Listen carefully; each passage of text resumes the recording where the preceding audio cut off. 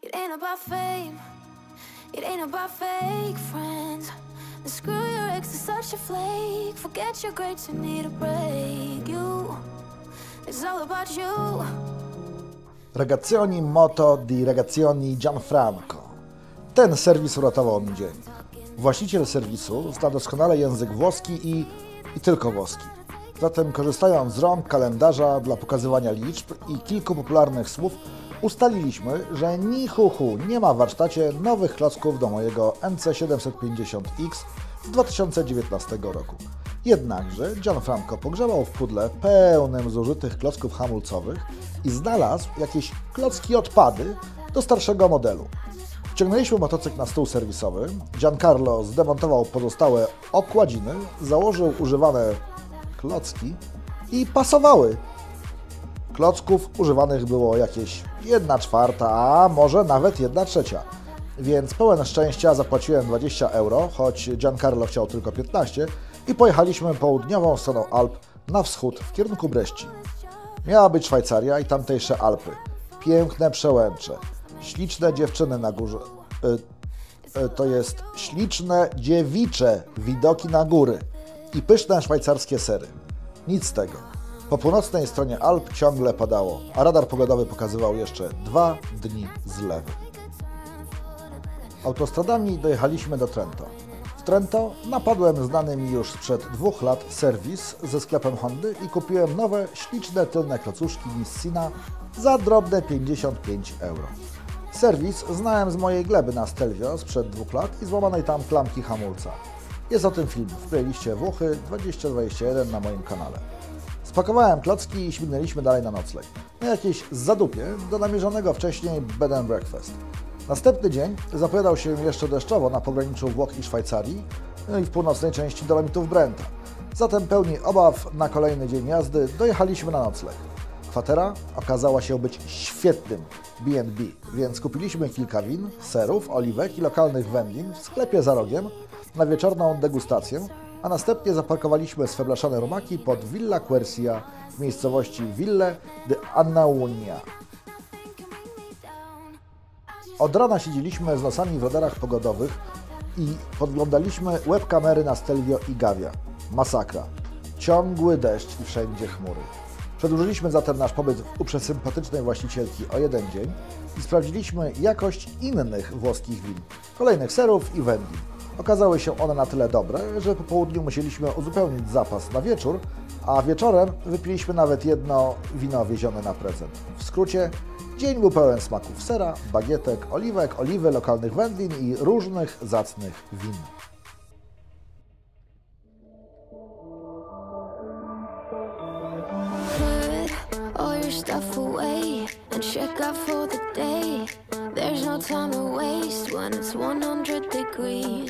Dziś ma być dobrze. Co prawda będą chmury, jednak nie będzie padać, a to już coś. Skoczyliśmy na motki i pognaliśmy w kierunku przełęczy Gavia. Na przełęcz od południa prowadzi przepiękna droga oraz świetna droga zjazdowa do Bormio. Zjazd z Passo di Gavia do Bormio, gdyż to najbardziej popularny kierunek przejazdu, ma długość prawie 25 km i pokonuje 1396 metrów w pionie, ze średnim nachyleniem, a w naszym przypadku spadkiem 5,6%. Czuć więc podjazd na całym odcinku trasy. Najwyższy punkt przejazdu znajduje się na wysokości 2618 metrów nad poziomem morza. Drogi z przełęczy Gavia noszą piękne włoskie nazwy: Via Santa Caterina, Via Plagheria i Strada Provinciale di Gavia. Ta ostatnia może jest i dość zwyczajną, jednak kto wie, dokąd prowadzi, będzie zadowolony.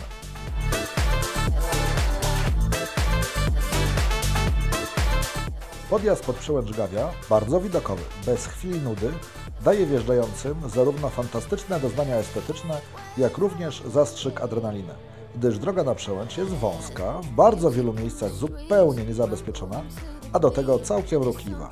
Nas minęło co najmniej 40 samochodów jadących do Ponte di Legno, my wyprzedziliśmy 5 lub 6, a ilość motocyklistów powala na kolana. Od razu wiadomo, że trafiło się do motocyklowego raju na ziemi.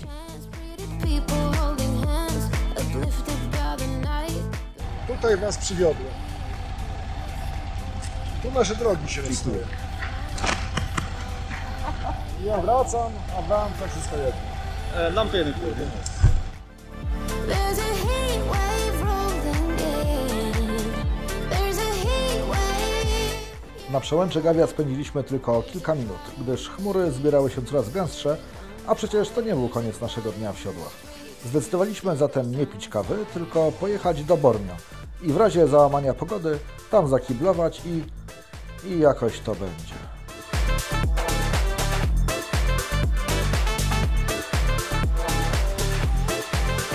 There's a heat wave rolling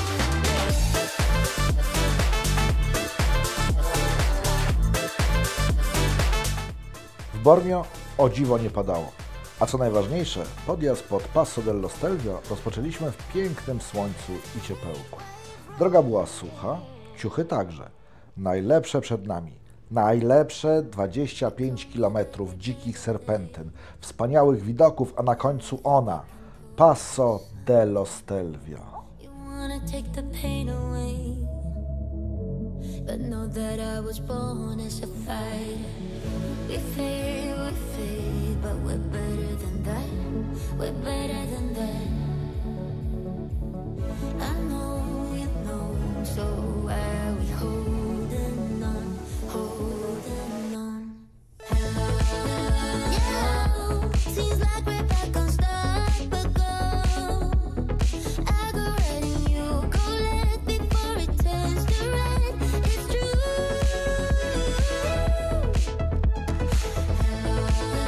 Yeah, I hope that we could work it out.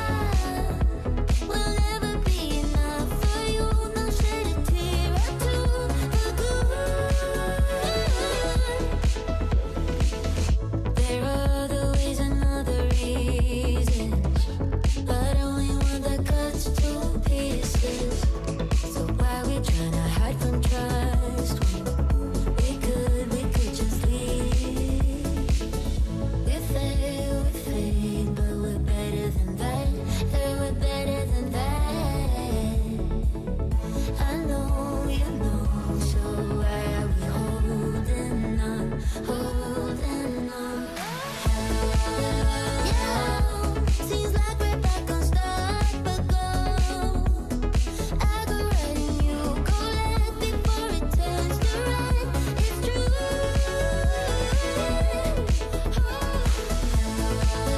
Yeah, I hope that we could work it out. We'll never. Drugi raz w 3 lata. Trochę się jeździ. Hardest thing to do. Did it all for you. Hardest thing to do. Did it all for you. Hardest thing to do. Did it all for you. Yeah, seems like we're back on start, but go. Mamy Stelvio, nie? W sumie ostatni punkt naszej podróży niestety, bo Dolomity odpadają. Jeszcze jedno passo. Jakie? Jeszcze będziemy przez Brunera przejeździć. No ale Brennerka to jest taka, wiesz, no, pełnowytowa. Do licznika dopiszesz. Sztuk raz przechodź z Brunera. Passo Brennero, nie?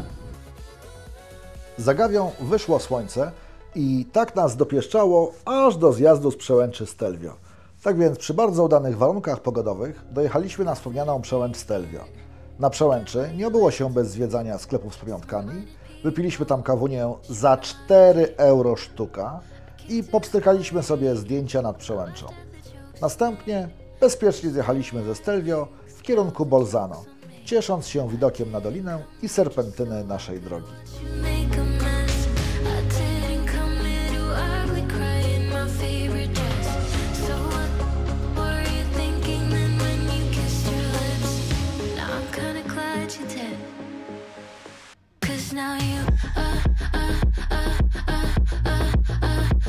adore me, adore me. Go ahead now,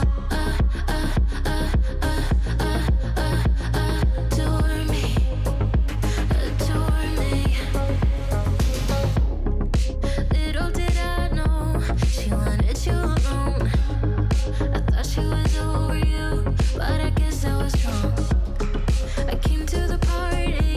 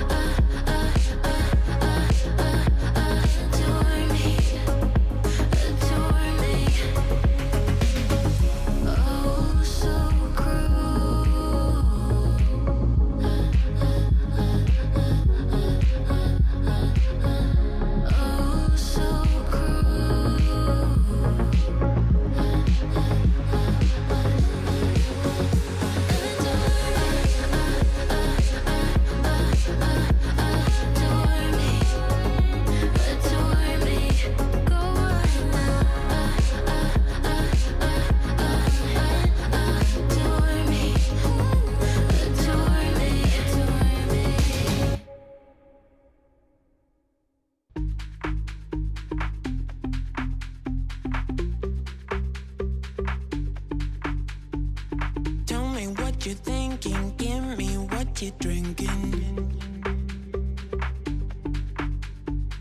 Tell me what you're thinking, give me what you're drinking. You and me, we got something special, baby. You and me, you and me. Plan na dziś był prosty. Jedziemy przez przełęcz Bruniko do Austrii i dekujemy się na kampie lub w razie dużego deszczu w jakiejś kwaterze, gdzieś koło Innsbrucka. Cóż, plany, jak wiecie, nie są u nas stałe i w trakcie pauzy kawowej wpadłem na nowy pomysł. Zmiana planów. Jedziemy w Dolomity. Zamiast do Austrii, Dolomity! zaraz za Cortinę. Polecimy jeszcze w kolejne góry. Skoro tu nie pada, to tam też może nie będzie padać. Chłopaki kiwnęli głowami i pojechaliśmy. No i prawie się udało przejechać na sucho aż do wieczora. Mówię prawie, gdyż do Val Gardeny nie było deszczu. Za to kawałek dalej, w drodze na Passo Pordoi, jechaliśmy już w mokrych chmurach. Co wjeżdżaliśmy w takowe, od razu ciuchy na nas były pokrywane wilgocią. Dolomitów widać nie było, a przełęcz Pordoi była w tak wielkich chmurach, że zjazd z niej był równie mozolny, co zjazd ze słonecznego Stelvio. Przy czym na Stelvio podziwialiśmy widoki, a na Pordoi możemy tylko kląć. Dopiero przed całą Cortiną d'Ampezzo chmury się podniosły na tyle, że widać było niektóre i nieliczne fragmenty wspaniałych gór, Dolomitów. Lekko rozgoryczeni dojechaliśmy na kwaterę w San Vito di Cadore i poczłapaliśmy na pizzę i lampkę wina do rozpoznanej przeze mnie kilka lat wcześniej, podczas moich wyjazdów na Via Ferraty, pizzerii.